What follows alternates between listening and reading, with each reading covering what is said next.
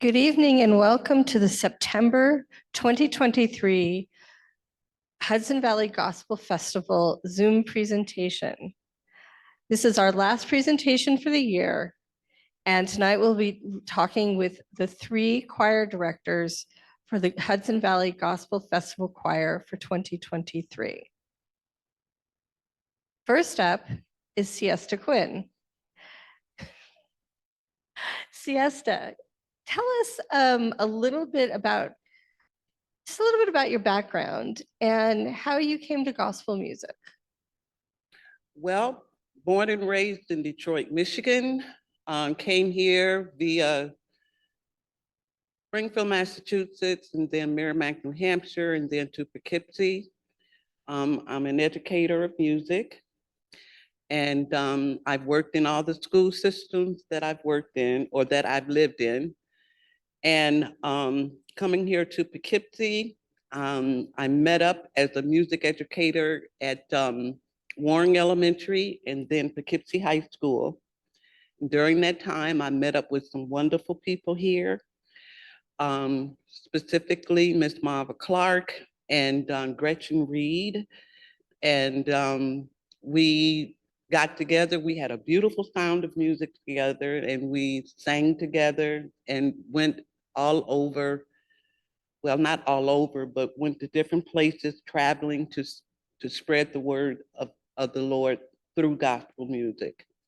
And I would say that growing up in Detroit, I went to a church that at the time really did not have gospel music in the church. There was a special gospel choir, but they were older people and not any of the younger people. So basically, I would say that a lot of my gospel singing and my gospel learning came from being with Miss Marva Clark and Miss Gretchen Reed. And they were fantastic teachers. And I guess I must have been doing something right because they, kept me there and I was able to sing with them and everything. So I praise the Lord for influences like that. I know that you've also given lectures about gospel music and the history of gospel. And as you know, this year we're going to feature Mahalia Jackson. Okay. And one of the things I was reading is that at a certain point in time, that a lot of the Black churches were trying to sound more like the white churches in terms of the music they were playing, and that the gospel music that Mahalia wanted to sing was more coming up from the enslaved Right. ancestors, and that it wasn't new, but it wasn't popular at that time. Well, as I said, growing up in Detroit, the gospel music was more likely being heard in the church front churches that were in session on Sunday from 7 until 11 o'clock at night sometimes, But after, like going to college and being with other Blacks in the university that I went to, I had a curiosity, of the gospel music, and then learning about Thomas Dorsey, and then just wanting to expose this music because I was in school in the 70s, and not much was known about, or it wasn't exposed as much, Black music. Like I even had to, for my senior recital, I majored in music, and for my senior recital, I had to get permission in order to sing an arranged Negro spiritual on my program. And there was some controversy about that. And my voice teacher, he went in and fought for me because they had turned me down originally.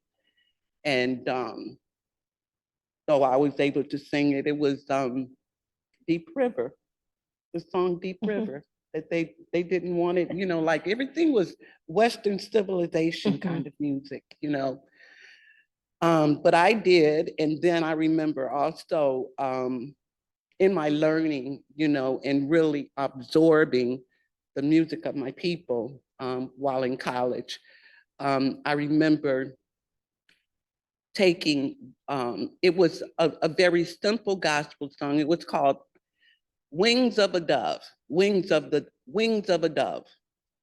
And the group that I sang with, we were called the First Inversion, and we traveled with the concert choir at Eastern Michigan University to um, be like an interlude between the singing that the choir did with or at the particular concerts. And we did this song. It was a cappella, but it was one of the first gospel songs that I knew of, and I mean, I still remember it to this day. Can you sing a little piece of it for us? If I had the wings of a dove. Oh, I'm singing the alto part. They would take me wherever I wanted to go. I could fly through the dum and up to the dum. No, no, no, no, no. That's all. And the name, the first inversion, what did that mean? First inversion, all of the first inversion was a group that I sang with in college, and it consisted of all 6 of the Black students that were music majors at the time. I mean, we integrated the school. And so we got together, there were 2 girls and 3 guys.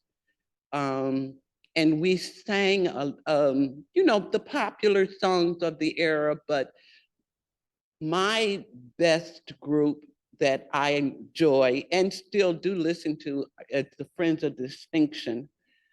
That kind of harmony, it was like just the music was beginning to be like a combination of everything, like when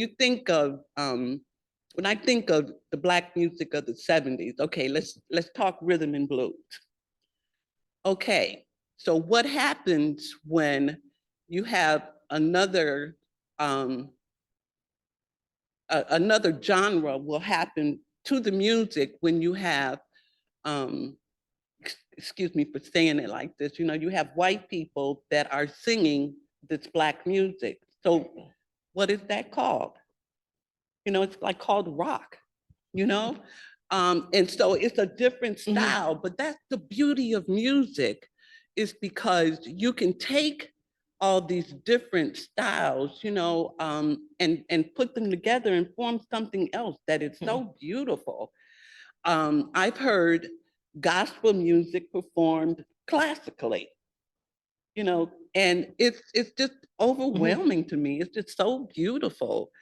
Or to hear one of my favorite jazz singers, Nancy Wilson, sing Sweet Little Jesus Boy, but she jazzed it up, you know, there's something to that. And it's an art, to be able to do that. And that's I mean, this music is such a big world, you know. I don't like just one of it. I mean, I love it all. Like it all. Yeah, Yeah. yeah. I listen to classical music. I listen to do the polka. I used to teach my students the polka and square dancing. I mean, you have to expose the young people to everything, that you can. So that's how my teaching occurs. So And right now you teach at SUNY New Paltz. yeah, I'm part of the Black Studies Department, and I'm telling you, I've been there longer than I've been was teaching in Poughkeepsie.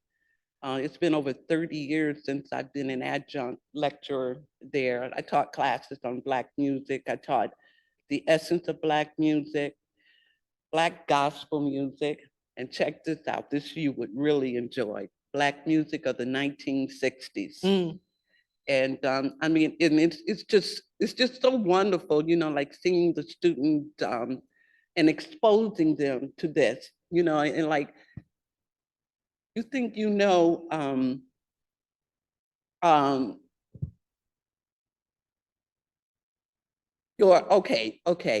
And the music has really just changed so much, but it's great when I can see the light spark in a student's eye when they tell or when I show them that music you're listening to now, it started back in the 60s, it's just another phase of the music going on, so it's wonderful. I mean, just exposing the kids and then exposing them to different styles of music and different artists that they have never heard of.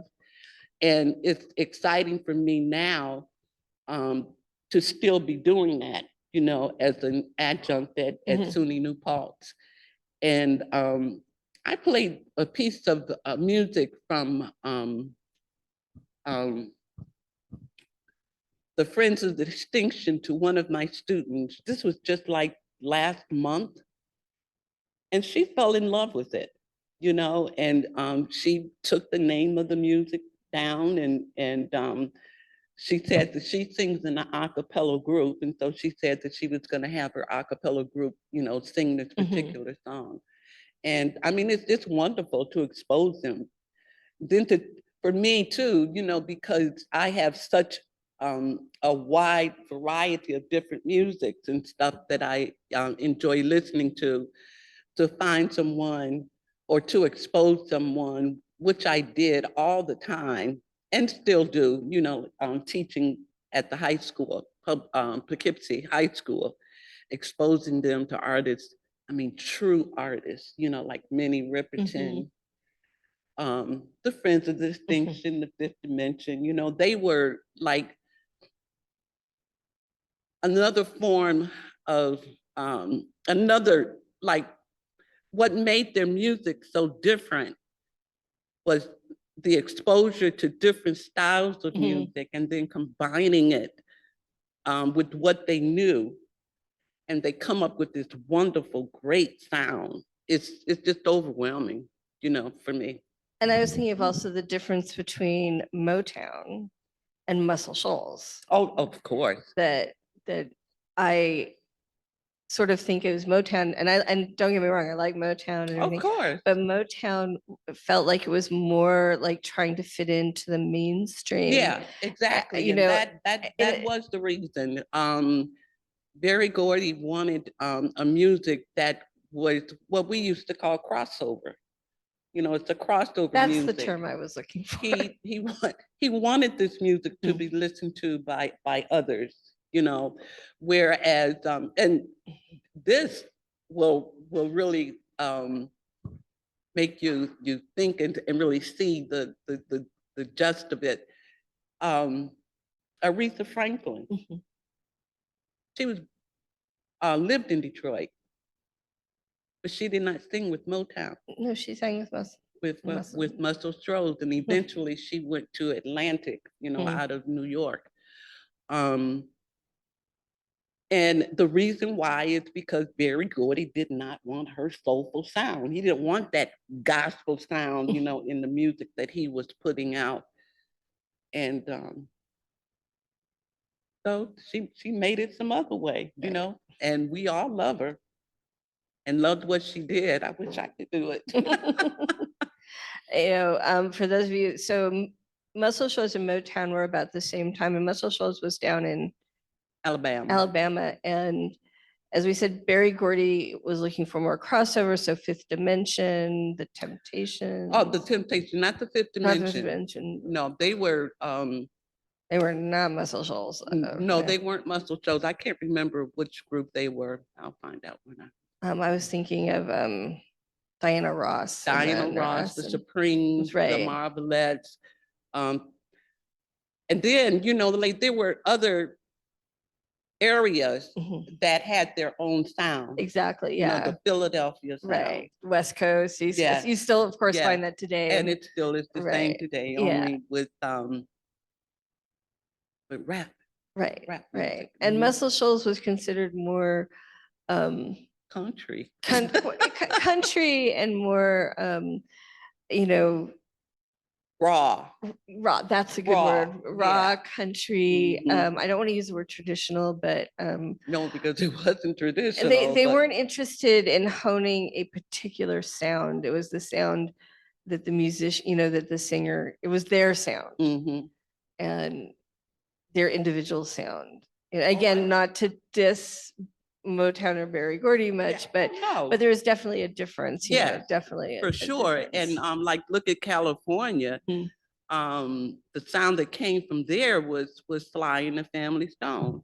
You know, Right. so Yeah. you have the music coming from all different areas, but it was a different sound. I loved it all. You know, and to bring it back around to gospel music, it's sort of the same thing that happens in gospel Right. is depending, you know, and again, in reading about Mahalia Jackson coming up from the South, that this northern sound of gospel was very much more like the white churches and mimicking in some ways. And she coming up was like, wow, this doesn't sound like my gospel. No, no, but it was a phase, you know. You have like a lot of the early the original gospel music was simply the Negro spirituals being Right. sang with a band. But then it kind of like moved on, and what you had was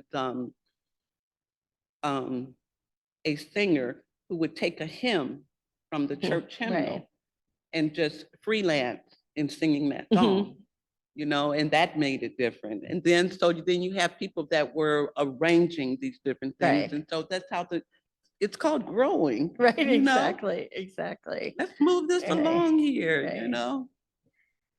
In terms of the types of gospel music you um, sing with this choir for the gospel festival and maybe your choir at SUNY New Paltz, what is your favorite? Well, because I am much a history buff. I have a young man that works with me with the gospel choir at New Paltz, the Voices of Unity. And I have put him in charge of, you know, selecting the music because I have choices and stuff, you know, but my main job is to teach a Negro spiritual. And then we'll advance it, you know, and we do it a cappella. The same kind of thing that I'm doing with the choir here for the festival. Um, because it's like just so often I have done you know, lectures and such, and I ask the question, who can tell me what a Negro spiritual is? And there's no answer. So that tells me, you know, that my people um, are unaware of this kind of music. Yeah, they've heard the different songs before. As soon as I mention a song, then they'll say, oh yeah, I've heard that before. But to know what it is, and then to know what it was and all about, you know, that's something that not just my people, it's everybody in Right. America should know. It's American music, you know. Exactly, because Black gospel is uniquely American. Yes, The same way jazz and blues. right. And, That's where it originated. right. But you have all those different spin-offs, which is great. Yeah, no, and then being able to draw that line from the music of the enslaved through to rap and modern rhythm and blues and Yeah, seeing and hearing those lines. seeing the growth, Right, the growth exactly. of it, of Exactly. music, period. Yeah. Mm. So I think we'll wrap up with me asking, what is your favorite song? My favorite song, I have several. I love Louis Armstrong singing Wonderful World. I love Nancy Wilson doing Stevie Wonder's song, All in Love is Fair. And there's a piece of music that really is so relaxing to me. And every time I mention it, people kind of like, stare, what? And it is the theme, it's orchestra, and it's the theme to the movie Lady Sings the Blues. Take a listen to it. It's just so relaxing. It's basically piano, but with and it's all instrumental. Um, Piano and the orchestra. And I'm telling you, if I get excuse me, pissed off with someone or whatever, I can go home or even in the car, just to sit and listen to that. It's just so relaxing. But like I said, I love it all. Right. I love it all. Yeah. Great. Thank you so much. Well, thank you. And cut.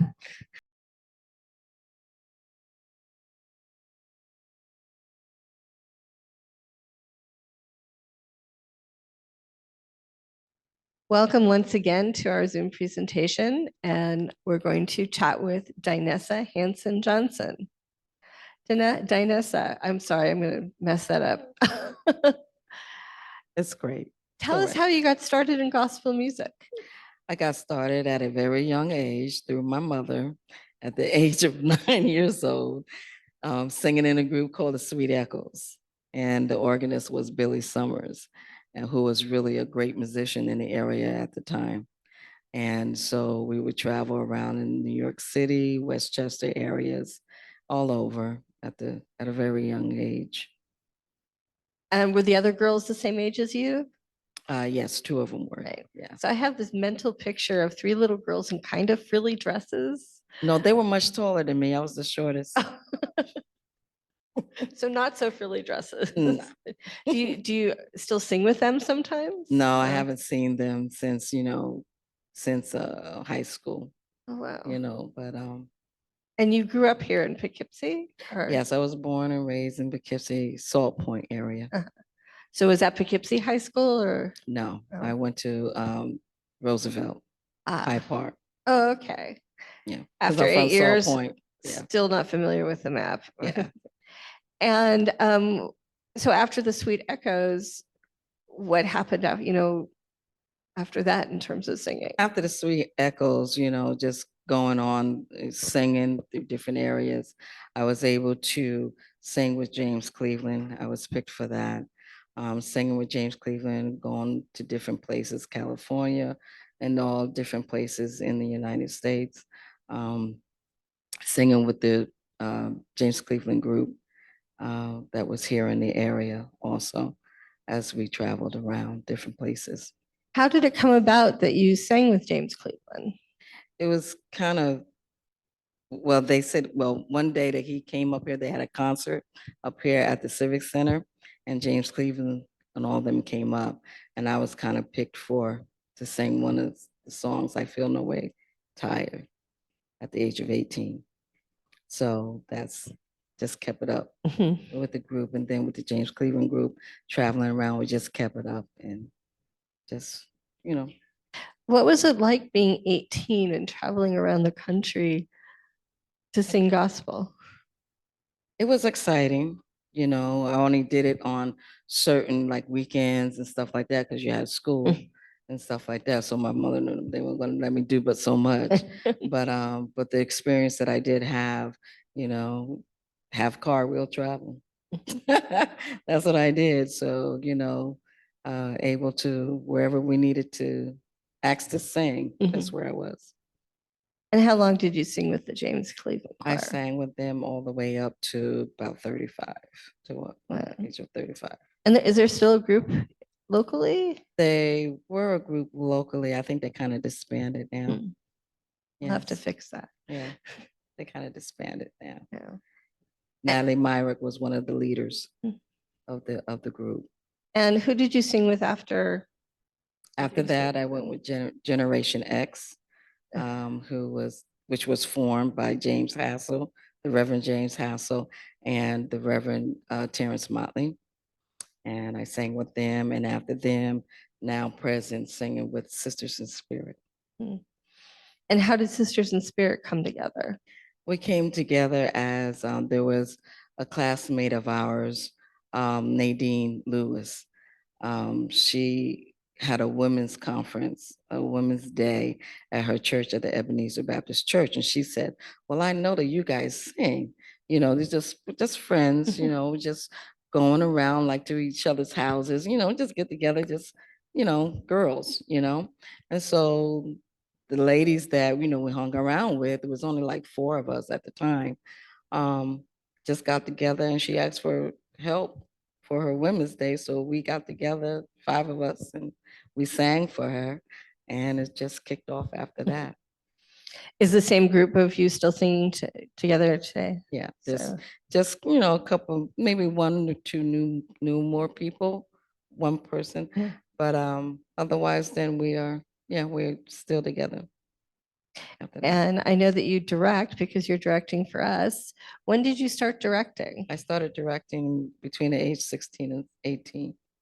And what was it like being a young person, perhaps directing a choir that was older than you? I didn't have much difficulties, I guess, because of the knowledge and stuff that I had with music, because I do listen to music a lot and I do a lot of things by ear. And the musicians that I have around me kept me grounded, and that's all I did, was just listen to music, listen to parts, learn the parts that needed to be sung, and I was just able to do a lot of, accomplish a lot of things with music. Do you think that preparation that you did helped the other members of the choir to respect you because you Yes. came prepared? Yes, you have to be prepared. You have to know what you're doing. And do you still direct today with Sisters in Spirit, or I direct all over. I still have other choirs and Oh, stuff that wow. I do direct. I have other churches that I do help out with, starting up praise teams and Mhm. other choirs, youth choirs. I still do that. And are those churches all in Poughkeepsie, or are they all sort of around? Different places, Westchester. Oh, and where do you find the time? Have a car will travel. So if you need to put together a praise team or a gospel choir, contact Dinesa. Yes. Do you listen to other music other than gospel, or? I just been, my thing is gospel, contemporary gospel. I do like the old time, like Mahalia Jackson. Mhm. But I'm really in the era of James Cleveland, Edward Hawkins, Richard Smallwood, Kurt Franklin. Now, Kurt Franklin and Tasha Cobbs and Yolanda Adams, in that era, Kurt Carr. So I'm in that type of era. But I really haven't left it, but I do like jazz. I found out I really like smooth jazz, so, every once in a while I'd be like, oh, okay, I was like, oh, that will work. But every song that I listen to that is not gospel, it's like somehow I turn it into a gospel music. I mean, even if I listen to country music, I turn it into a gospel music. Sort of like the movie Yeah. Sister Act, where Yeah, I turn everything like into gospel. It seems like, if I sing a song that I'm not familiar with, like when we did the play last year at the Dutchess Community College, they asked us to sing a song from Ella Fitzgerald, and which was Bright in the Corner. And that was something totally different from us. And to be able to do that, so knowing that our range it varies.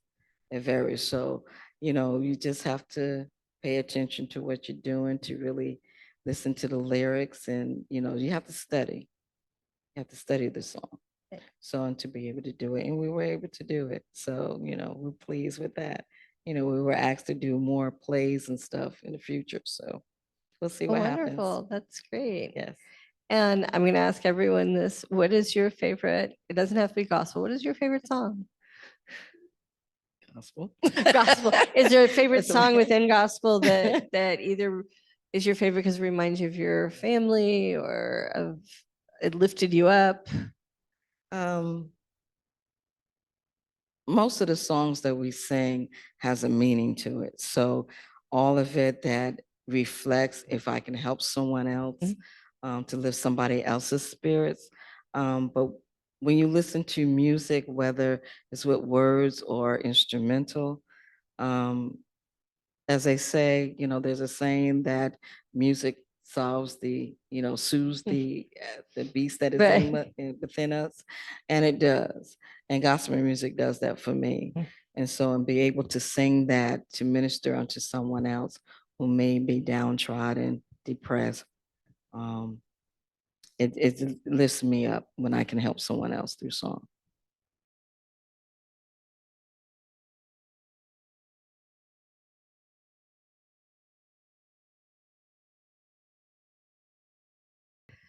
Miss Marva, tell us about your background and how you came to gospel. Um, well, thank you. I guess, well, first of all, I came from Virginia, went to college in Boston, the Boston Conservatory of Music. But before I went there, I wanted to go to Hampton University in Virginia. Went to Hampton, and then after the first semester, I said, my father came to pick me up, and I told him that he said, "Why are you taking so much stuff home?" I said, "Well, I just want to make sure I have it when I get ready to come back and I'll know where it is." So I get home and I tell my mom, I said, "Ma, I can't go back to Hampton because I want to go to a music school." And she said, "Thank you, Jesus." So my father's brother took me to New York, and my mother's brother took me to Boston Conservatory. I called the president and told him I had to come to that school. And I said, "I don't have a place to live and I don't have money, but I have to come to that school." And he said, "With that determination, come on." So on that Sunday afternoon is when I arrived at the Boston Conservatory of Music. And I had an interview that was kind of, parts of it was insulting. But I managed to go through, and I decided I was going to finish early because I'm going to put every effort possible in finishing early, and I finished in 3 years. And I had to come to an interview in Poughkeepsie, but I didn't know how to travel that much, so I went all the way down to New York City and then came back to Poughkeepsie because I didn't know how to come from Boston right here to Poughkeepsie. Had an interview that was completely crazy, and I got upset, but I kept my calm because I had to. And they asked, "Do you have any questions?" I said, "Yes, I do." I said, "I'd like to know if I'm hired. When do I start? And what would be my pay?" But they told me, and I'm looking at you as I'm looking at you, but my peripheral vision shows me that the man, one interviewer asked the other one, "I think should we hire you?" And the man over there says, "Yes," shook his head like that. And I was hired. And so I told him, "I don't have any place to live. I don't know anyone here.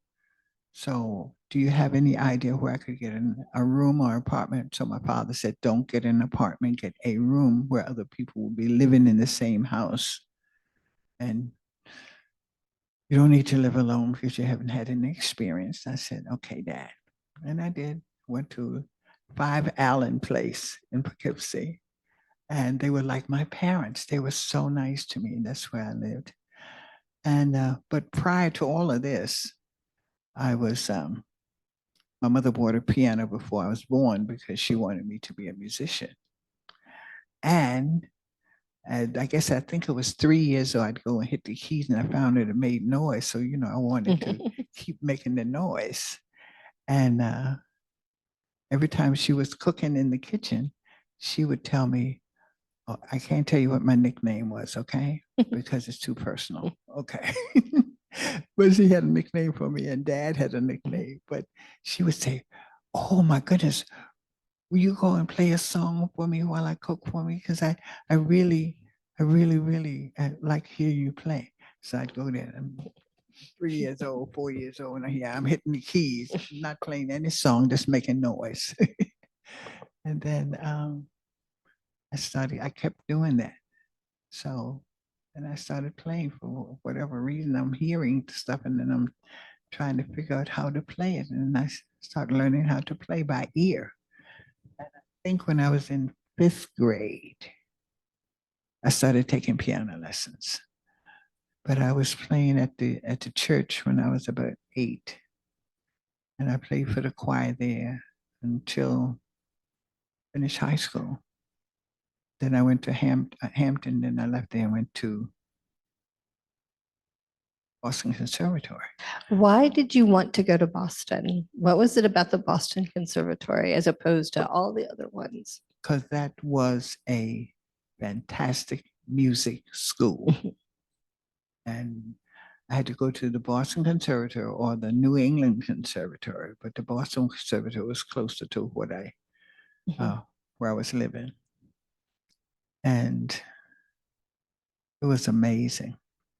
And they would have you, my mother would tell me, just keep playing and you will be eventually play for kings and queens. I said, Ma, you know, no kings and queens, how in the world? And I don't know any kings and queens. So how in the world am I going to play for a king and queen? She said, just keep on playing, just keep on playing.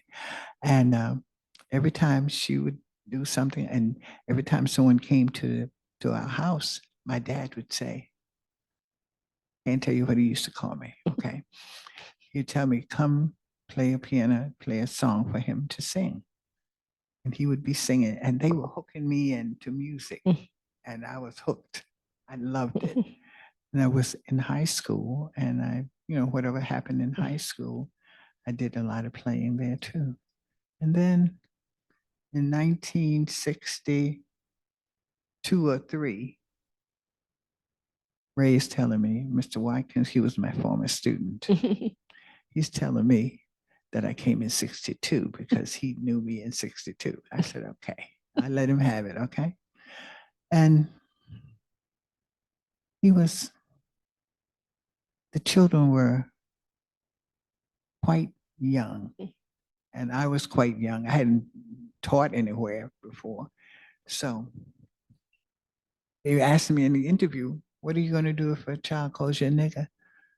I said, well, I would have that child research the word, find out what it means, where he got the word or she got the word from, and then they would research and then come back and tell me if my behavior coincides with the action that they found out. And then I would have them sit in the front of the classroom or sit near my desk and tell me, and when you do that, give them some responsibility. They like to have it anyway. So it worked very well. And I came as a music teacher and I taught at my first school was Moore School right here in Poughkeepsie. And many of my students now, adults, as you can see. And it was very nice. I loved it. And then when we had concerts, every year we would have to have a concert. So I wanted to go on first, always, because I didn't see myself as being that good of a choir director and all like that. She said, I would like to go first. And my students could not wave to their parents in the auditorium. They could not talk to each other or look at each other. Their heads had to be straight, no communication whatsoever. And they really responded very well to that. And I was very proud of them. And then at the end of the concert, they had to bow. They had to bow in unison. No, I don't want to half step it. No heads popping up. No head popping up and down and turning. You know how young kids do. But and they were so good. And you stepped down one step of the because The risers. the risers, you step down, you bow and move, turn, Mhm. unison. And they did such a beautiful job. I was so proud of them. And that's how it went. Then afterwards, when they finished singing, my group finished singing, a lot of people left the concert after the second concert. I was on first when I student performed. A lot of people left, so now then they started putting me on last. I To said, keep the crowds. I don't know what they did it for, but I know they put me last, and I wasn't happy about it, but I did it anyway because it's not a problem. How long did you teach music for the Poughkeepsie system? I think until 1962 or three. I'm saying three. Mr. Watkins is saying 1962. But I think I came here in 1963. I was a music teacher for 63 to 80. Oh, my math is really bad. Or maybe 17 years? maybe 17 Yeah. years, yeah. And I was going to a faculty meeting, and the principal, I think his name was Mr. Hanlon, was the principal. And I don't know whether it was, I think it was, no, it wasn't Mr. Hanlon. I can't even remember. But anyway, we were going to a faculty meeting, and he asked me if I would be his assistant principal. And I said, well, I wouldn't mind doing it, but I have no qualifications, so I don't think I should take that position because I have no qualifications for that. And he said, well, you have all I need. You don't write kids up. You don't, when I pass your room, you have a large class because the gym class was the largest, and then my class was the next. And he said, when I pass your room, your door is always open and your children, your students are always engaged and they're orderly. So I think you could handle it. So, I said, well, let me ask my husband. He said, I need to put your name in tonight at the board meeting. And I said, oh, well, let me at least talk with my husband before. I'll let you know before the board meeting. I knew I was going to say yes because I loved working. It doesn't matter. I loved where I was working. And that's how I became an administrator. Then I immediately went to New Paltz and got my degree in administration. And I got a couple of master's degree. But I enjoyed it. And what did you do to keep up with music during that time when you were an assistant principal? Oh, thank you for asking. I'm thinking, well, first of all, I started off, I think at 3 days a week, I'd be administrator. And I missed being a musician in class and teaching classes, but I liked administration too. So I'd been a teacher for about 17 years. So I said, well, let me see what I can do. If I go to school and get my, degree, I can do this. I believe I can. And I could. But I played for churches here in Poughkeepsie too. AME Zion, and I played for Ebenezer Baptist Church. And that was, I liked it. And I kept playing. And then the principal asked me, I would like for you to become a certified administrator. And when I went to college, I just went on, I just did it.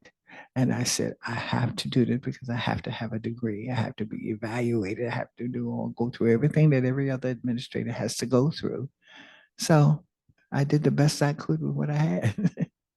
And when I came to Poughkeepsie, I was not poor. I couldn't use the 2 O's or the R in the word poor. I was po. So, but anyway, I still love it. And my son told me I can't go back to work anymore. And I said, well, if they call me, I'm going. And what's her name? Gretchen Reed was, I was her accompanist, and she was a fabulous singer. Oh my goodness. And the International Four Freedoms Award ceremony alternated in United States and in the Netherlands, in Amsterdam.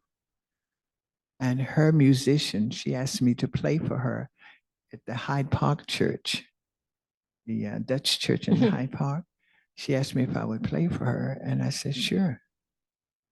So after she performed, and they had this elaborate luncheon afterwards, and all the Dutch representatives were there.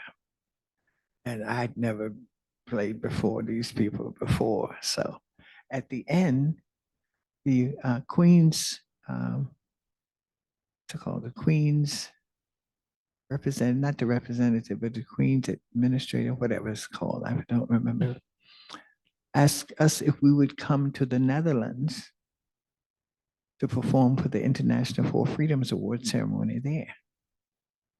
And my thoughts went back to what my mother said.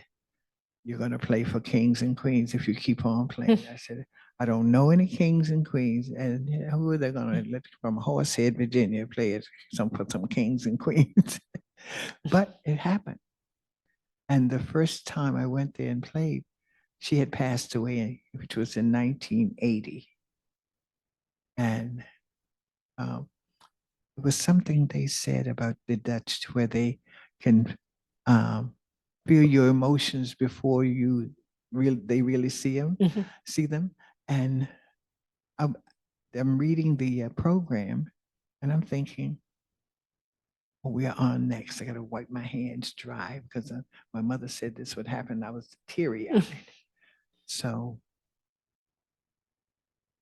there was a gentleman standing right at the one of the sections where Gretchen and I were sitting. He took my hand and took the napkin out of my hand. I didn't even know he had seen me. He put it in his pocket, and I looked at him. I said, "Thank you." So we were next on the program. So I got up and went to the piano, and I'm really teary-eyed because the Queen is about maybe 15 feet from where the piano was, and it was amazing because all the things that my mom had told me was now presenting itself to me, and I'm about to lose it. But I said, I hope I can play this song right. And from 82, I don't know how many, maybe 10, 12 years, we alternated in the United States and then in the Netherlands. It was beautiful. See, folks, there are times when Mama is right.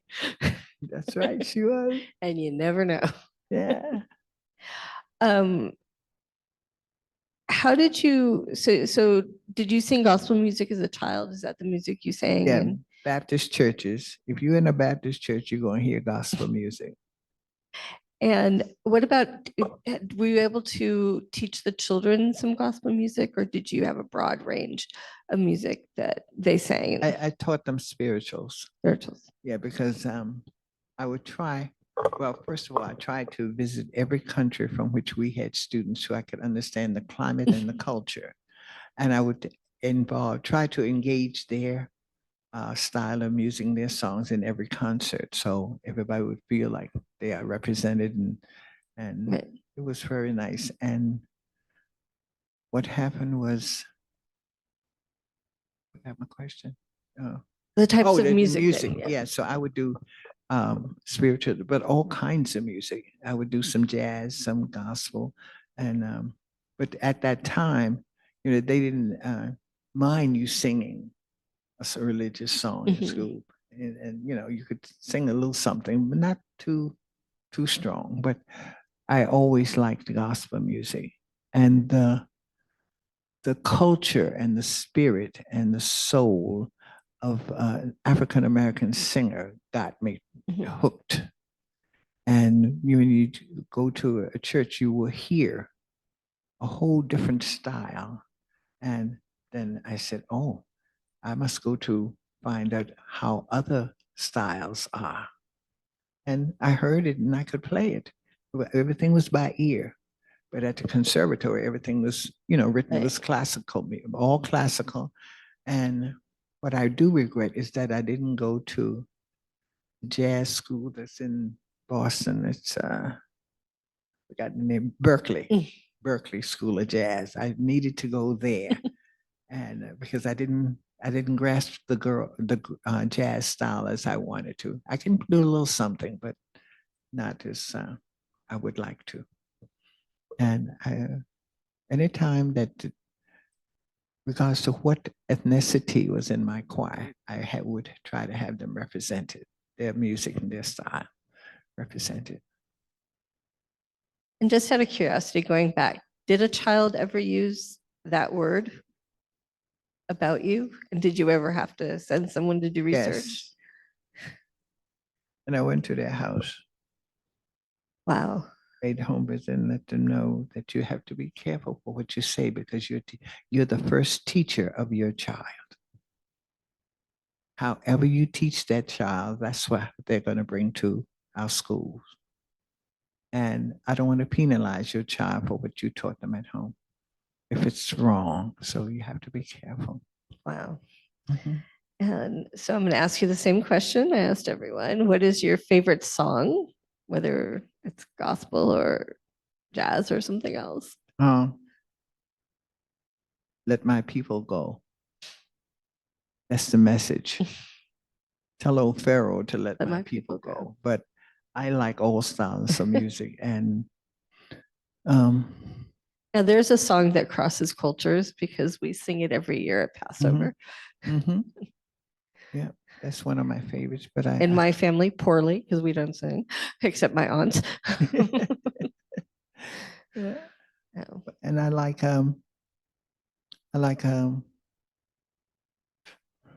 what's the name of the song? Oh, excellent. That's what we were singing for that. I love that song. Yeah, that's really beautiful. And I like spirituals. And spirituals were actually a code during slavery to indicate what you need to do to get away from slavery. And where I was born, it was at the mouth of the Chesapeake Bay. And what's her name? Harriet Tubman. Harriet Tubman. And what's the other lady? Harriet Tubman and Sojourner Truth. Sojourner Truth. Yes, those two, where they made went across the mouth of the Chesapeake Bay, and that's I live. The place where I live is a peninsula. All the roads lead to the water, and it was unbelievable when I found out the trail that they made was right in Virginia, part of Virginia, and I really loved it. So a young woman from the mouth of the Chesapeake Bay, where the enslaved found their way to freedom, ultimately plays for kings and queens. That's amazing. And I think we'll end there. I love music. And just before you end, I must say this. Music, what is it? Music calms the soul